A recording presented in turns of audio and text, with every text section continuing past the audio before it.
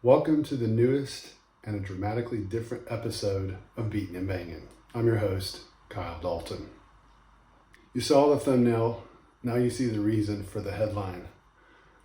I planned on shooting my Daytona 500 recap video with lights and audio from this same location, which is the house of one of my dear friends who lives just outside of Orlando. This has been my home base for Daytona activities over the last 3 years, including the 2023 Daytona 500. Last year, when I came to Daytona and I did a one-on-one interview with Tony Breidinger at the Canes, the Raising Canes just outside of the Speedway, and this year for this year's 500. But plans change, and I just don't have the energy to set any of that up. I'll explain why in a second. I think you kind of get a hint what's going on. If you checked the channel last week, you saw I produced multiple videos and shorts from Daytona 500 Media Day and action around the track, including Junior Motorsports, making its Cup Series debut, and an interview with Frankie Muniz on his expectations for the 2025 season. That was my last video on Valentine's Day. Unfortunately, it's been downhill from there.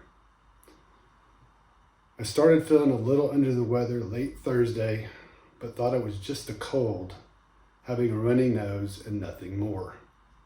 After my interview with Muniz, though, things started to pick up speed and heading in the wrong direction. I got home on Friday night after my hour-long trip and started to feel chills. I went to sleep hoping it would go away. It did not. I've had a fever and been making regular trips to the bathroom since. So yesterday morning, after a good cry, I made the painful decision and fired off an email to NASCAR that I would not be attending the 500. Like many of you, I watched the race from my couch, or from this couch that I'm doing this video. I didn't take any notes or capture any video, so there will be no race recap this week, which is incredibly disappointing. But as I tell my daughters all the time, shit happens. It's life. Tomorrow's a new day. All those sayings, which are true. Tomorrow for me means heading back home to Texas, where I hope to be feeling better and getting some rest. But before I do that, I want to thank my wife and friends, Danny and Shannon, for taking incredibly good care of me over these last 3 days. So grateful for their loving care during this physically and emotionally draining time. Later this week, I'm hoping to publish videos from last week's Media Day, including great conversations with Chase Elliott, Kyle Busch, Joey Logano, and others.